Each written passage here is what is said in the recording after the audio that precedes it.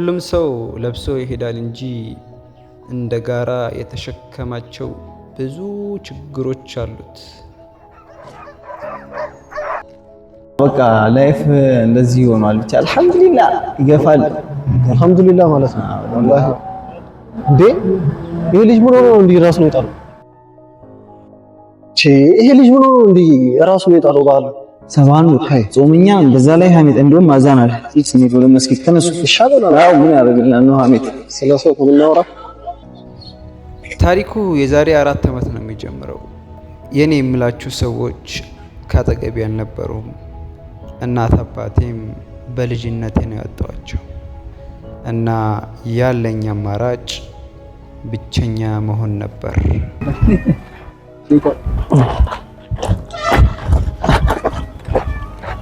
ይሄ ቅድሙ ልጅ አይደለም ሰቢ አሁንም እያወራን እኛ ምን አገባን? ይቃመን ብሏል። ኧረ ወደ መስጊድ እንሂድና ተዘበል ይገርማል። ብቻ ቢስሚላህ በጣም ነው የሚያሳዝነው ወላሂ ይገርማል። ብቻ በብቸኝነት 4 ፈተና አመታቶችን አሳለፍኩ። ሰዎች ይሸሹን ጀመር። የኔ የምላቸው የቅርብ ጓደኞቼም እንደዛው እና ስሜቱ በጣም ከባድ ነበር ለኔ በጊዜው እና ስሜቱ ወደ አልባሌ ቦታና ወደ ሱስ ውስጥ አጠመዱኝ።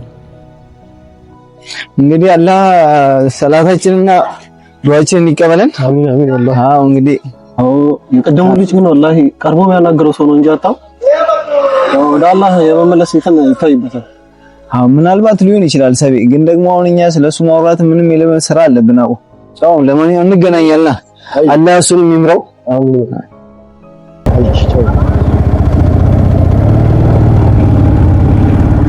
ቀኑ መሽቶ እስኪነጋ በጣም እቸገራለሁ። ሐሳቦቼና ጭንቀቶቼ አይምሮዬ ውስጥ ድርግም ብልጭ እያሉ መቼ ነው እንደ ሰው ጥሩ ለብሼ ጥሩ ማሰብ እያሉ ይረብሹኛል።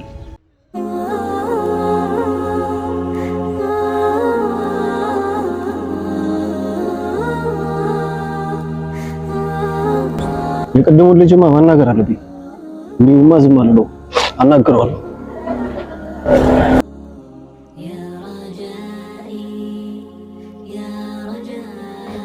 ሰላም አለይኩም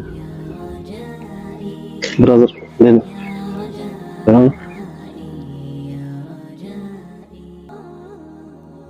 ነው። ወናት እንደዚህ ራስ ነው ታልከው አንድ ያነግረኝ ይሄንንም ጣሉ አይጠቅምም፣ ጎጂ ነው፣ ምንም አያደርግልም። እስኪ ችግርህን ንገረኝ፣ ምን ሆነ ነው እንደዚህ ራስ ነው የጣልከው? ደሞ ዛሬ ፈላጊ ከየት መጣ እያልኩ በውስጤ ችግሬን ከላይ እስከታች ነገርኩት። ግን ፈጣሪ ይምረኛል ይሄ ሁላ ኃጢአት ሰርቼ አልኩት። እኔ አንድ ነገር ልንገር፣ አላህ ማህሪ ነው፣ ወደ አላህ መመለስ ትችላለህ። እኔ አንድ ቂሳ ልንገር። የሆነ ሰውዬ 99 ሰው ገሎ አንድ ሼካ ጋር ሄደና እንዴት ነው አላህ ይምረኛል 99 ሰው ገድያለሁ ሲለው አይምርህም 99 ሰው ገለ እንዴት ይምርሃል ሲለው እሱን ገሎ 100ኛ ሞላው። ከዛው ሌላ ሼካ ጋር ሄዶ እንዴት ነው ሼክ 100 ሰው ገድያለሁ አላህ ይምረኛል ወይ ሲለው አው ይምርሃል፣ አላህ ረሂም ነው ገፉር ነው እንዴት አይምርህም ብሎ ነገረው። እና እሱም ወደ አላህ ተመለሰ። አላህ በንጹህ ልብ ወደ አላህ ከተመለስ አላህ ይምርሃል። እና ለእናትህም አላህ ጀነቱ ፊርደውስ ይስጣት። አትዘን፣ ተነስ። በዚህ ማት ብቸኛው ጌታ የዓለማቱ ሁሉም ፈጣሪው እንደ ብልሃ ነፍሴኔ እና ስራ አሪፍ ነው አልሐምዱሊላህ። ሰላም አለይኩም። ወአለይኩም ሰላም ወበረካቱ። ሰላም አለይኩም። ወአለይኩም ሰላም ወራህመቱላሂ ወበረካቱ። ግን ልጁ ቀርቦ ያናገረው ሰው ነው እንጂ አጣው ወደ አላህ ለመመለስ ቀርብ ነው።